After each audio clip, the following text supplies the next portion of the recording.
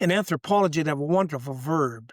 They say, at that point in life, you begin to carry life, as opposed to when you're a kid, you're being carried.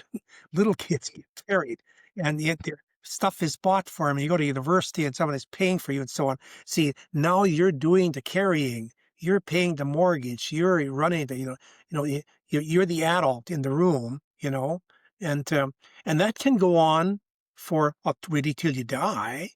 And in some sense it will. But for the next 40 or 50 years, you're saying, how do I give my life away?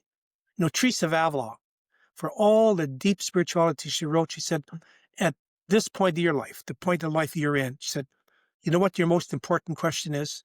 Spiritual question is, how can I be more helpful? So how can you be a better husband, a better father, a better mentor, a better, just how can you do it better? But you're going to see at a certain point, you still will work that till you die, but at a certain point, something else comes in, you know, and, at the time about you become a grandparent, you retire, see, the kids are raised, the mortgage is paid, and so on.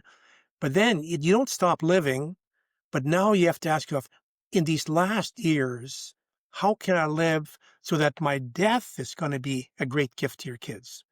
You know, um, how do you do that? How do you give your death away? Well, I'll give you the image from scripture, you know, which is an incredible story, but something we don't think of it. But they said when Sarah was 70 and Abraham was 80, God said, leave your land, go to another country.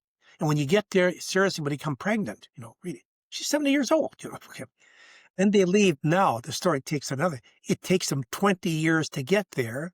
Then when he's 100, she's 90, they have Isaac.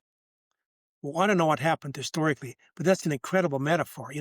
What is going to be, your postmenopausal pregnancy? Hmm. What's going to be your post-youthful generativity? Like right now, you're a generative man. You're generating stuff. Okay. But that type of generativity, you won't be raising kids. You won't be paying a mortgage and so on. Um, um, what's going to be the new kid you have after 75, after 80? And how do you give your life away? But see, right now you're doing a lot of stuff for your kids, but how do you die so that your death is your last greatest gift to your kids, to your family, to the community, so on? And that's kind of the last movement. Get your life together, give your life away, and give your death away.